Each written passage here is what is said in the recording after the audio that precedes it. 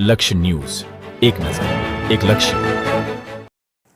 ડભોઈ નગરના અનેક વિસ્તારમાં રખડતા પશુઓ માટેનો અડિંગો બની ગયા છે. Statue of unity road, Shinor road, Sarita bridge, Ambedkar chowk સહિત મુખ્ય બજારોમાં રખડતા પશુઓ ક્યાંક કોઈને બાનમાં લે છે તો ક્યાંક રાત્રિના અંધારામાં ઢોર ના દેખાતા બાઇક ચાલકો અને વાહન ચાલકો અકસ્માતનો ભોગ બને છે.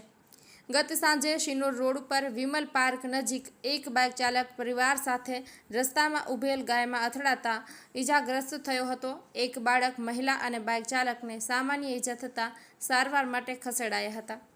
રખડતા પશુઓ ઉપર અંકુશ આવશ્યક બની ગયો હોવાનું લોકમુખે ચર્ચાઈ રહ્યું છે. ડભોઈ નગરના અનેક વિસ્તારોમાં રખડતા પશુઓનો કાયમી અડ્ડો બની ગયો છે. રાત પડતા જ મુખ્ય માર્ગ હોય કે મુખ્ય બજાર હોય, સંખ્યાબંધ રખડતા પશુઓનો અડિંગો જમાવી બેસતી જતા હોય છે. વાહન ચાલકો પસાર ન થઈ શકે તેવી પરિસ્થિતિ ઊભી થતી હોય છે. પાલિકા પ્રશાસન નિષ્ક્રિય હોય તેમ વર્તાઈ રહ્યું છે.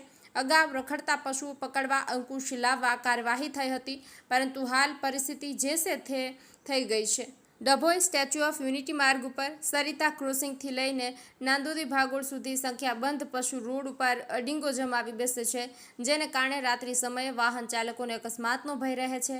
સ્ટેચ્યુ ઓફ યુનિટી જતા વીવીઆઈપી કાફલા પસાર થવાના હોય તો સ્પેશિયલ એક ટુકડી માટે પશુઓને રોડથી દૂર રાખવા ખડકી દેવાય છે. ગત રોજની જ ઘટનામાં શિનોર રોડ ઉપર આવેલા વિમલ પાર્ક સોસાયટી નજીક એક બાઇક ચાલક અને તેનો પરિવાર રોડ ઉપર ઊભેલી ગાય સાથે અથડાયો હતો, જેમાં એક બાળક, મહિલા અને બાઇક ચાલકને ઈજા થતાં સારવાર માટે ખસેડાયા હતા. ત્યારે વહેલી તકે રખડતા પશુઓ પર અંકુશ લાવવા પાલિકા યુદ્ધના ધોરણે કામ કરે તેવી વ્યાપક માંગ ઉઠવા પામી છે. નિરંજન ચૌહાણ, ડભોઈ.